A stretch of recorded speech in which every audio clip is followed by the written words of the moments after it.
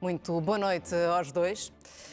Dois partidos de esquerda que no passado fizeram parte da designada geringonça, sendo que essa hipótese volta a ser uma possibilidade neste ano de 2024.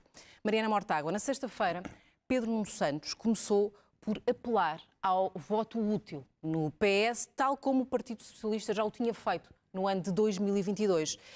E a pergunta é igual para os dois, na verdade. Vê esse discurso de Pedro Nuno Santos como uma deslealdade, uma vez que, para governar, pode precisar quer do Bloco de Esquerda, quer do PCP?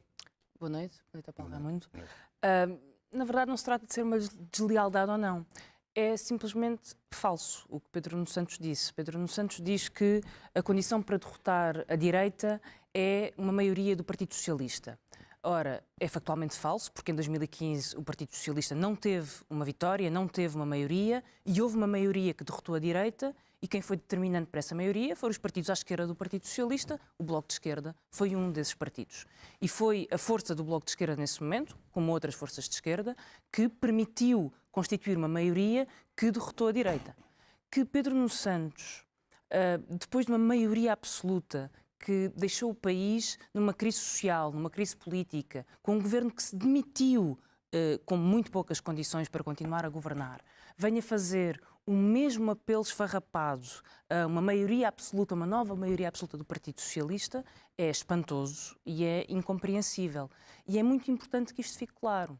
As maiorias determinam-se na Assembleia da República, as maiorias determinam-se e devem ser determinadas em torno de programas concretos e de medidas claras. E é por isso que tenho dito desde o princípio que a condição para termos uma maioria, para levar gente a ir votar, para dar um projeto de esperança ao país, é dizermos agora o que é que queremos fazer para resolver o problema das rendas e dos juros do crédito à habitação, para resolver o problema dos hospitais que estão encerrados à vez e do médico de família que não chega para todas as pessoas, para resolver o problema dos baixos salários e da enorme desigualdade salarial que se vive em Portugal, nomeadamente com propostas como os leques salariais que o Bloco de Esquerda defende, impedindo, como acontece neste momento, que o CEO ou presidente do Pingo Doce ganhe num ano aquilo que um trabalhador do Pingo Doce leva 221 anos a ganhar na sua vida.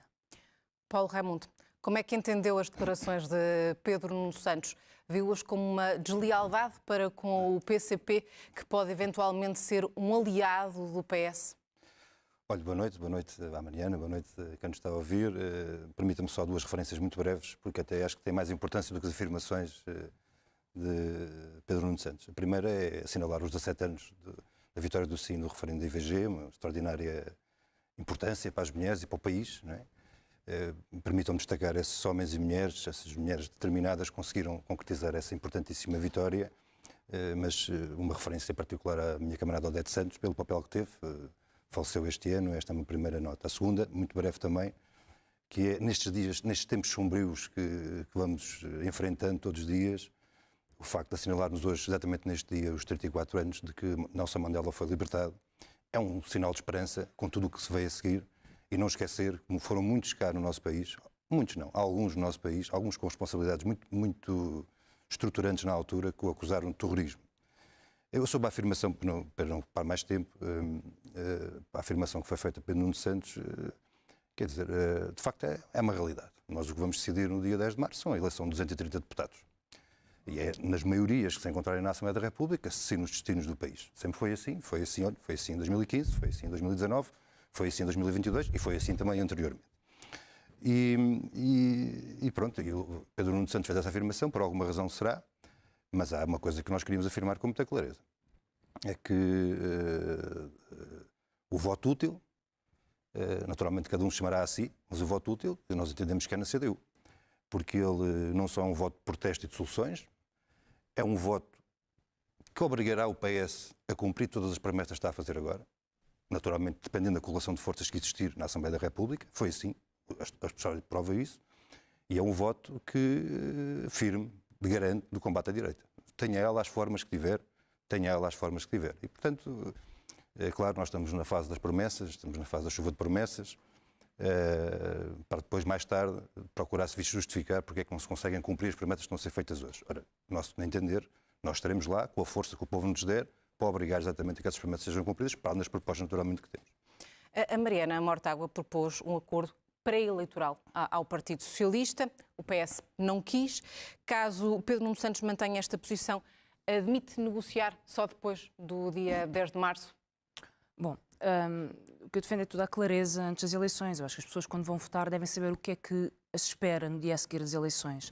Não devem esperar pelas eleições para saber se o salário mínimo vai aumentar e se vai ser possível que as rendas continuem a aumentar como têm aumentado, se vai ou não vai haver uma solução para os juros do crédito à habitação.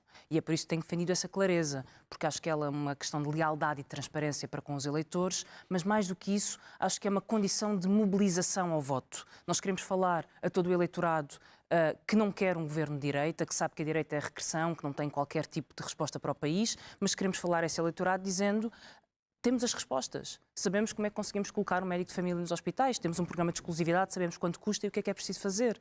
Temos as respostas, sabemos como é possível subir os salários médios em Portugal, sabemos como é possível regular o trabalho em plataformas, sabemos como a emergência de novas plataformas digitais, por exemplo, tem trazido novas formas de precariedade para o mundo do trabalho que têm que ser combatidas. E nós queremos combatê-las, acabando com a precariedade que as plataformas introduzem e querendo regular, obrigando as plataformas a fazer contratos com quem trabalha. Queremos resolver a vida das 800 mil pessoas que trabalham por turnos em Portugal. 800 Mas como mil. é que avalia o silêncio do Partido Socialista? Eu penso que esse silêncio, na verdade, fala apenas sobre o Partido Socialista. Eu acho que essa clareza é devida aos eleitores e essa clareza mobiliza o voto e mobiliza o voto para uma maioria. Nós devemos por transparência e devemos porque queremos mobilizar toda a gente, porque queremos dizer às pessoas em Portugal que temos soluções e que, portanto, os partidos que têm a responsabilidade de encontrar soluções, como encontraram no passado, devem saber onde é que se entendem e devem encontrar soluções para poder dizer às pessoas o que querem fazer em cada área. E há uma das áreas em que há muito para fazer. O Paulo Raimundo lembrava, hoje comemoram-se 17 anos do referendo pela despenalização do aborto. É uma vitória de todas as mulheres em Portugal, uma vitória da dignidade, da liberdade. Mas não esquecemos que hoje o aborto, por exemplo, a interrupção voluntária da gravidez, não está garantida em uma boa parte dos hospitais em Portugal. É um direito que está consagrado na lei, que foi referendado e que foi uma vitória, mas não nos basta celebrá-lo. É muito importante celebrá-lo porque nos lembremos sempre que não há direitos garantidos para sempre, eles são uma permanente disputa, uma permanente luta, mas há muitas mulheres que não conseguem ter acesso à interrupção voluntária da gravidez porque o SNS não dá resposta. E é para dar resposta que é preciso haver clareza no que se quer fazer para o país. E por isso apresentamos um programa e soluções, com uma certeza de que um programa para resolver as coisas mais importantes do país terá de resolver estas questões: a saúde, a habitação, a educação, tantos alunos sem professor e também os salários. Paulo Raimundo, ontem disse que não será por falta do PCP que haverá instabilidade na República, dando a ideia de que viabiliza um governo do Partido Socialista. Mas também disse que o Partido Socialista roubou grande parte das bandeiras do PSD e que atualmente nada distingue estes dois partidos. Não há alguma contradição nestas duas afirmações? Não, ainda bem que me dá essa oportunidade. Se houver alguma contradição, vamos procurar clarificá-la agora. A primeira questão é: a nossa história fala por nós, não é? E nós nunca faltamos. Nada que fosse positivo, quer a tomar a iniciativa, quer a fazer a proposta, quer a convergir, nada que fosse, tudo o que fosse positivo contou com o compromisso, com o apoio e com o contributo do PCP e da CDU. Essa é a primeira questão. Foi assim, a história demonstra isso. Aliás, se quisermos retomar de forma mais gráfica esse contributo decisivo que demos, recuemos a 2015, né, naquela noite eleitoral, com o papel que tivemos determinante de abrir um caminho novo que tombou completamente o tabuleiro. Essa é uma primeira questão. A segunda questão é que nós não confundimos, não dizemos que o PS é igual ao PSD, ou que o PSD é igual ao CDS, ou igual ao Chega, à Iniciativa Liberal. Não há nenhuma dúvida sobre isso. O problema não é as diferenças em que eles têm, e que têm muitas, algumas de fundo. O problema é quando eles se assemelham, Eu identifiquei. Olha, opções sobre interesses dos grupos económicos. O PS avança, o PSD não falhou à chamada. Olha, a resolução do Banif, do Novo Banco. PS identificou, PSD não falhou à chamada. Foi nesse sentido. E há uma questão grossa, onde nenhum deles falha à chamada, que sabemos por experiência própria, tem a ver com uma coisa chamada legislação laboral. Quando se trata de olhar para a legislação laboral, não é só o problema da caducidade da contratação coletiva, não é só isso, do tratamento mais favorável ao trabalhador, é tudo o que tem a ver com salários e leis laborais. Veja-se as votações, veja-se as posturas, É nesse sentido que nós dizemos que, quando é preciso, naquilo que é grosso, naquilo que faz a vida, determina o caminho da vida, PS e PSD estão unidos nesse ponto de vista. E daí é que eu disse, e volto a dizer, porque é uma verdade, não há como, é um facto, não inventei, é um facto. O PSD nunca falhou à chamada e o PS, de facto, roubou-lhe as bandeiras. Mas há uma outra questão que foi aqui colocada e parece-me que tem uma certa importância, que é o Partido Socialista é o Partido Socialista.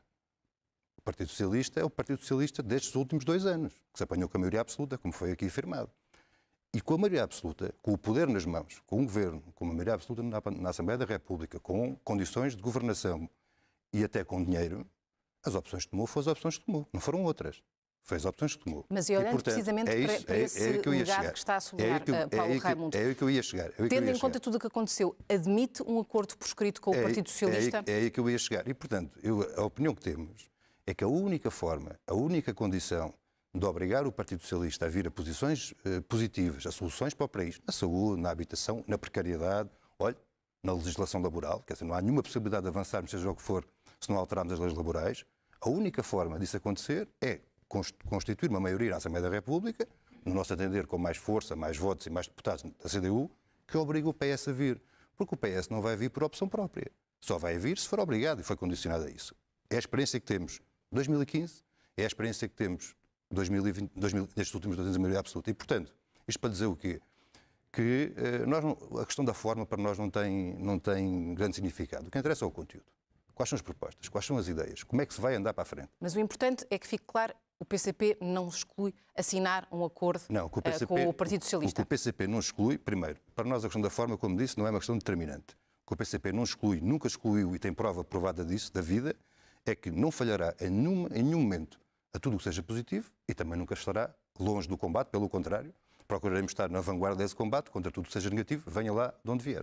Vamos olhando então para propostas mais concretas. Podemos falar da habitação, Mariana Mortágua, até porque hoje o PS apresentou o programa eleitoral e tem sensivelmente 2 novidades principais sobre a habitação. Propôs uma garantia pública aos créditos contraídos por quem tem até 40 anos e ajuda a quem deixa de poder pagar o empréstimo fazendo um contrato de arrendamento a essa família. Não são as únicas medidas, mas como eu referi, são as principais novidades. São medidas positivas no entendimento do Bloco de Esquerda? É sempre positivo ajudar quem não consegue pagar o empréstimo de alguma forma. O problema é que eu quero ver propostas para que os preços das casas baixem e as pessoas consigam pagar o empréstimo. Não propostas de recurso que as pessoas deixaram e estão em fim de linha. E é isso que diferencia. Propostas que são propostas de emergência, mas que não atacam a raiz dos problemas. E a raiz dos problemas da habitação são preços que não param de subir. E não param de subir porque não há regras para controlar o preço das rendas, e é por isso que o Bloco de Esquerda propõe limites às rendas especulativas e regras para o aumento das rendas. Os preços não param de subir porque não há regras para baixar os juros do crédito à habitação, e por isso o Bloco de Esquerda propõe que a Caixa Geral de Depósitos intervenha no mercado da habitação, baixando os juros com ganhos que podem ir de 1.500 euros para um empréstimo de 150.000 euros, 1.500 euros ao ano, um empréstimo de 150.000 euros, com uma redução da taxa, e medidas para aumentar a oferta, a disponibilidade de casas. Há zonas no centro de Lisboa onde existem mais unidades de alojamento local do que casas. E isso acontece no centro de Lisboa e no centro do Porto. Na Baixa Pombalina, em Lisboa, há mais unidades de alojamento local que pessoas a viver. E quando olhamos para o número de hotéis, o que vemos é uma expansão do número de hotéis, um novo a crescer a cada 5 dias em 2023. Somos o 4º país da Europa com mais projetos de hotéis em construção. Não há um problema de construção. É todo um mercado que se direciona para um setor de luxo milionário que dá milhões a ganhar a intermediários, a fundos de investimento imobiliário. E é isto que está a fazer o preço subir da habitação. E quando olhamos para as propostas do Partido Socialista e de muitos outros partidos, o que fazem é colocar dinheiro de todos os contribuintes para continuar a alimentar este monstro sem saber e sem querer lidar com o monstro. Mas é preciso lidar com o monstro. E para isso, proibir a venda de casas a não residentes, mexer na lei das rendas e proteger quem vive na iminência de ter um aumento da sua renda, controlar o alojamento local. São propostas muito concretas e são as únicas que incidem sobre o preço das casas, fazendo o preço descer. E é por isso que temos lutado por estas propostas, que são as propostas que muitos países já têm. Alojamento local, Viena, Paris, Nova Iorque controlam o alojamento local, Florença e Roma. Quando olhamos para o controle de rendas, metade dos países da OCDE está a fazê-lo neste momento. Olhamos para a proibição de casas a não residentes. Canadá, que é um partido liberal, na União Europeia temos Malta e Dinamarca. Portanto, são medidas perfeitamente execuíveis e é em torno delas que encontraremos as soluções no dia a seguir às eleições. Que soluções é que apresenta o PCP para a questão da habitação? Olha, há uma questão que eu penso que é central no meio disto tudo, é que as propostas vão surgindo, né? Vão surgindo, ainda agora enunciou essas propostas que foram conhecidas hoje, vão surgindo de vários sítios, mas elas têm todas em comum duas questões. A primeira é a não resolução dos problemas de fundo. Essa é a primeira questão. E a segunda, que é uma coisa extraordinária, que é deixarem de fora de todo o esforço que é preciso fazer sempre os fundos imobiliários e a banca. E esta é que é a questão grossa. Então nós estamos confrontados com a banca com 11 milhões de euros de lucros por dia. É só isto. E as pessoas todas apertadas, não conseguem aguentar as suas prestações. Nós pagamos todos os dias, sai dos nossos bolsos todos os dias, dos bolsos de cada um de nós que está a ouvir, que estamos aqui a debater, qualquer coisa como 6,5 milhões de euros por dia em comissões, taxas e taxinhas e coisas desse tipo. Então, onde é que se tem que ir buscar? Onde é que se tem que exigir esse esforço, esse contributo para responder a este problema dramático que é o problema da habitação? Onde é que se tem que ir buscar esse esforço? A banca não faz nada para isto. A única coisa que se pede à banca é que aceite o Estado como fiador dos próximos créditos. Isto não pode ser. Nós temos que começar a ir aos lucros da banca. Primeiro, a partir das comissões, desde logo nas comissões. Esta é uma questão fundamental, porque senão há aqui qualquer coisa que não está bem. Aliás, há muita coisa que não está bem. E esta é uma delas. Mas, para além da questão da medida travão, o aumento das rendas, quem tem casa arrendada, no último mês, em janeiro, sofreu já o impacto do aumento de 7% nas rendas, para não falar de outras dimensões. Para além deste elemento da norma travão, para suster o aumento das rendas, ir buscar à banca com os seus lucros, com os seus... passemos adiante na caracterização dos lucros da banca e buscar uma parte desses lucros para contribuir para este esforço do aumento das taxas de juros. E, naturalmente, ter um investimento público de grande capacidade, de grande fogo da habitação pública. É uma das propostas que avançamos. É uma questão central. Isso me permite, até a talho de foice, diria assim, a talho de foice, porque nós temos estado em muitos debates, a Mariana está em muitos debates, eu também, temos estado todos em muitos debates, e claro, estamos a discutir questões que são fundamentais no dia-a-dia da vida das pessoas, mas há um tema que tem passado, e certamente não vamos abordá-lo hoje, mas eu ficava aqui o apelo para que alguém pegue, por favor, nisso, que é o problema da cultura. Nós temos estado a discutir tudo, saúde e bem, habitação e bem, realização laboral, e não se tem discutido tanto porque há quem não queira discutir isso. Mas a questão da cultura, que é uma questão essencial, porque uma sociedade sem cultura é uma sociedade muito mais permeável a todos diria, esta onda demagógica e esta onda populista que está aí. E, portanto, fica o apelo, não será neste debate, certamente, não teremos tempo para isso, mas pelo menos que alguém coloque esse tema na discussão, que é uma questão urgente. Até aqui tem assinalado, sobretudo, as vossas semelhanças. Eu volto a assinalar que, efetivamente, disputam o mesmo eleitorado. E vou colocar uma pergunta à Mariana Mortágua, que já lhe coloquei, na verdade, no debate com o LIVRE, porque, efetivamente, disputam os mesmos eleitores. Ambos tiveram resultados maus nas últimas eleições, perderam muitos eleitores, por isso mesmo. Eu gostaria que a Mariana Mortágua nos assinalasse efetivamente quais é que são as diferenças de fundo que tem neste caso, com o Paulo Raimundo e a CDU. Bom, não são certamente sobre a cultura e as propostas para a cultura. Claro, nem para a habitação. Sucessivas... Enfim, há sempre matizes diferentes. Sucessivas promessas de 1% para a cultura, estamos muitíssimo longe disso. Estabilidade ao financiamento, plurianual, capacidade de investimento no património. No Museu do Trás chove, por incrível que pareça. E, portanto, há um conjunto de propostas que acho que é um debate importante e acho que não devemos fugir a ele. O Bloco de Esquerda e o Partido Comunista Português têm um percurso de convergência em áreas essenciais.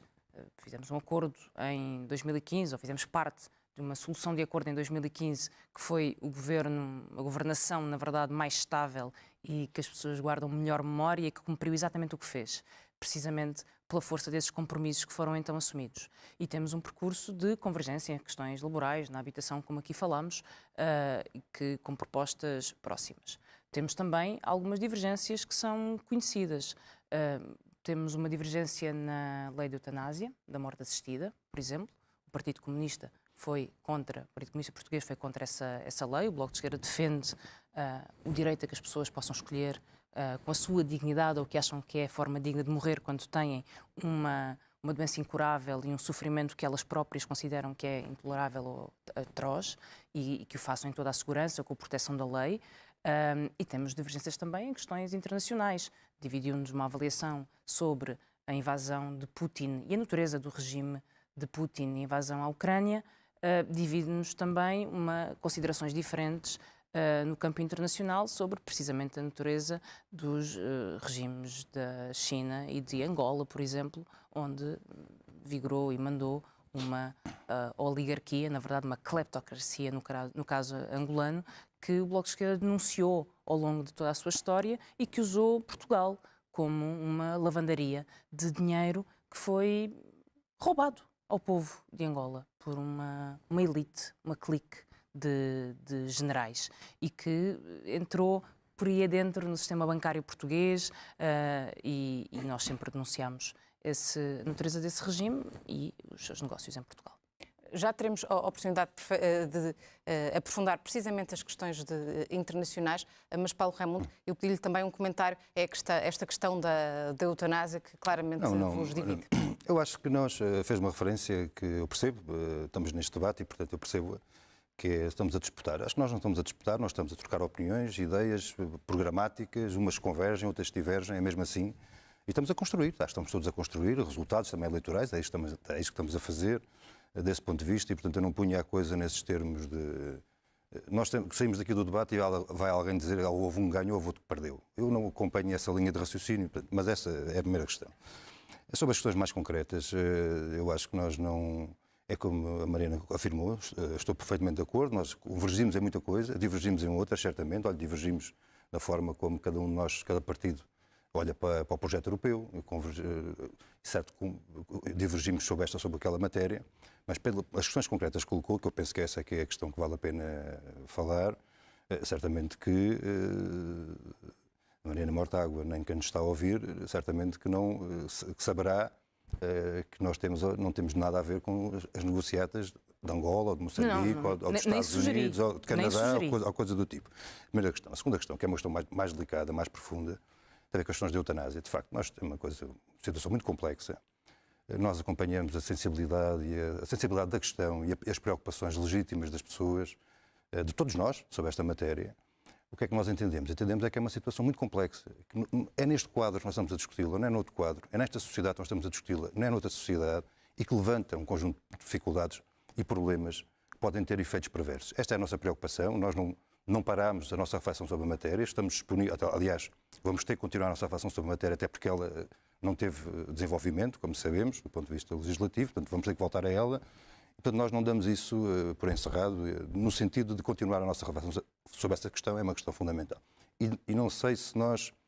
Eu acho que aquilo que nós precisamos neste momento, a todos, era de nos concentrarmos todos na questão decisiva que se coloca no ponto de vista internacional, que é como é que nós vamos, as forças da paz, como é que elas vão aguentar a paz perante este apelo permanente à guerra, permanente ao ódio. Esta que é a grande questão que se coloca-se no caso da Ucrânia e coloca-se no caso da Palestina, que nos temos cruzado várias vezes nessas ruas fora, nessa causa justíssima do massacre do povo palestiniano. Estando ambos completamente contra a NATO, Mariana Mortágua, de que forma é que deve Portugal e também a União Europeia preparar-se para um eventual escalar do conflito na Ucrânia? Bom, nós desde o início que temos dito que a União Europeia precisa ter uma voz própria. E precisa ter uma voz própria em matéria geopolítica, se assim quisermos, e precisa ter uma voz própria em matéria de cooperação para a defesa. E por isso sempre dissemos que a resposta e a União Europeia se devia organizar e os vários países deviam organizar os seus sistemas de defesa em cooperação, ao invés de servir projetos geopolíticos que não são os projetos da União Europeia. E no caso da Ucrânia foi muito visível, em que a União Europeia deixou de ter uma voz própria, perdeu uma voz própria que era essencial. E era essencial, nomeadamente, para ter um caminho para a paz, para que a União Europeia pudesse ser um ator no centro do território europeu, porque é aqui que está a acontecer a invasão, é aqui que está a acontecer a guerra, a caminhar para a paz, juntamente com a ONU, organizando uma conferência e a paz, toda a gente sabe, e é perfeitamente compreensível, envolve a autodeterminação do povo ucraniano e a sua vontade. E acho que essa é uma condição essencial para a paz na Ucrânia. Mas parece-me que essa é a questão essencial. É como é que a União Europeia tem uma voz própria, tem capacidade de cooperação entre os vários países para contribuir para uma paz duradoura, como aliás é uma das grandes conquistas da União Europeia dentro destas fronteiras. Sabemos que depois, com questões muito complexas na paz nas suas fronteiras e fora das suas fronteiras, nomeadamente com toda a questão da Europa fortaleza, em que a própria União Europeia acaba por estar a pagar a outros países como a Líbia ou a Turquia para ter uma política que não respeita direitos humanos face aos imigrantes e refugiados que nos procuram. Mas essa é uma outra questão. Estava a falar apenas em matéria de cooperação e defesa e é essa a posição que temos defendido. O Partido Socialista, por exemplo, defende um reforço da política comum de segurança e defesa. É nesse contexto que também o Bloco de Esquerda entende o posicionamento da União Europeia em relação à Ucrânia? Sim, temos defendido que haja um reforço da cooperação em matéria de defesa entre todos os países da União Europeia, em respeito pela soberania de cada país. A defesa é uma condição essencial da soberania, como bem sabemos, e, portanto, não deve haver nenhuma questão sobre isso, mas é essa cooperação entre países da União Europeia que pode levar a União Europeia a ter uma voz própria e não servir interesses geoestratégicos de outras potências, nomeadamente, neste caso, dos Estados Unidos da América. Paulo Raimundo, como é que Portugal se deve preparar para um eventual escalar do conflito na Ucrânia? Olha, eu acho que as forças da paz não vão permitir que nós nos deparemos com uma situação em que temos que ir para a guerra total. Sinceramente, eu acho que há forças capazes de impor a paz no mundo e há forças capazes de impor a paz naquele conflito que há na Ucrânia, neste momento. Passaram quase 2 anos. Agora há uma questão central. E isso ainda não foi possível. Infelizmente, nós temos conflitos que duram há 50, 60 e 70 anos, que ainda não foram resolvidos, mas vão ser capazes também de ser resolvidos. É o que eu olho o caso da Palestina. Mas apoia, por exemplo, um reforço do orçamento para a defesa em Portugal? Mas para nós chegarmos a essa paz, que todos nós ambicionamos, penso eu, não há nenhuma dúvida sobre isso, é preciso que os intervenientes na guerra se juntem à mesa para encontrar as soluções para a paz. Ora, qual é o problema que nós temos de fundo nisto? É que a União Europeia não é propriamente um neutro neste problema. Ela é uma interveniente direta na guerra. Fez uma opção. É uma interveniente direta na guerra. E enquanto os intervenientes na guerra, Estados Unidos, União Europeia, NATO, Rússia e Ucrânia, enquanto eles não forem obrigados a sentar-se à mesa e encontrar as saídas para a paz, então isto não vai ter descanso. O que é que nós precisamos? As forças da paz, diria assim. Obrigá-los a isso. Obrigar o nosso Estado a ter um papel diferente. Obrigar a União Europeia a ter um papel diferente. O papel diferente não é alimentar a guerra. As guerras não se apagam com gasolina, com bombas, com armas. As guerras apagam-se com pressão política para a resolução política do conflito. É isso que nós exigimos. É isso que nós precisamos. Precisam os ucranianos, precisam os russos e precisamos nós todos. Precisamos nós todos, exatamente para travar essa escalada que frisou e que é verdade. Sobre a NATO. O debate não é para isso, não vamos aprofundar muito, mas eu diria sobre a NATO. A única coisa que nós precisávamos era que se cumprisse de uma vez por todas a Constituição da República Portuguesa. Porque se nós cumprimos a Constituição da República Portuguesa, nós estamos a dar um contributo significativo para a paz, que é aquilo que nós precisamos, neste caso mais imediato e mais perto de nós, nomeadamente na Ucrânia e na Rússia. Mariana Mortágua, em relação ao orçamento para a defesa, já no outro dia, também teve uma resposta em tudo semelhante àquilo que o Paulo Raimundo referiu aqui. Temos a mesma Constituição. Falou da Constituição da República Portuguesa. Eu tenho que lhe perguntar se reconhece que há falta de militares em Portugal. Os orçamentos de defesa têm vindo a subir substancialmente nos últimos anos. E embora os orçamentos tenham vindo a subir, só uma pequena parte é que se destina a reforço de pessoal, a pagamento de salários, e há uma outra parte que, na verdade, há muito pouca transparência sobre a sua utilização. E na verdade, há um assunto que me preocupa, e as notícias têm alimentado essa preocupação. Não é a primeira vez que ouvimos falar de suspeitas muito prolongadas no tempo de, negócios mal explicados no Ministério da Defesa. Sabemos como isso aconteceu com o Marco Capitão Ferreira, que foi um ex-secretário de Estado da maioria absoluta do Partido Socialista, mas sabemos também que uma figura central do Ministério da Defesa, neste tipo de contratos que estão agora a ser investigados e sobre os quais defendemos que se faça uma auditoria, vem do tempo do governo de Durão Barroso. Portanto, a Defesa mexe com contratos muito importantes, mas com enorme por valor. não responder, eu só peço uma resposta rápida, porque estamos mesmo na reta final e o tempo final será do Paulo Raimundo. O que eu disse, tem havido um reforço muito substancial do orçamento de defesa. Eu acho que é preciso muita transparência sobre como é que Portugal está a gastar esse dinheiro, em que é que está a gastar esse dinheiro. E uma auditoria ao Ministério da Defesa neste momento é essencial, até pelas notícias que temos. Portanto, não me quer responder se faltam militares em Portugal. Eu penso que é necessário termos transparência sobre essas contas e cooperação a nível europeu, como já defendi no passado. Paulo Raimundo, o minuto final é seu. Não, olha, Colocava-lhe também esta não, mesma questão. essa questão, naturalmente, vamos lá ver, há várias questões em torno das questões da defesa que era preciso mais tempo para nós aprofundarmos. Mas eu penso que há uma das questões que se coloca hoje, que é transversal a tudo o que é profissionais, militares, forças de segurança, professores, médicos e todos os outros profissionais da administração pública, ainda com regimes diferentes, naturalmente, que é valorização das carreiras, das profissões e respeito. E respeito, que é uma coisa que tem grande significado. Ora, e os militares não passam ao lado disso. E nós estamos mesmo... E para chegar ao quê? Sem estas vertentes, aumentos salariais, gerais, urgentes para o povo, para dar resposta às necessidades agora, sem respeito e valoração das carreiras e das profissões, nós teremos dificuldades profundas do ponto de vista do funcionamento do país, em todos os níveis. Militares, forças de segurança, administração pública, médicos e também do ponto de vista do setor privado, com tantos e tantos milhares e milhares e milhares de profissionais extraordinários, qualificados, a saírem do país e que tanta falta fazem cá. Paulo Raimundo, Mariana Mortágua, muito boa noite. Obrigada aos dois.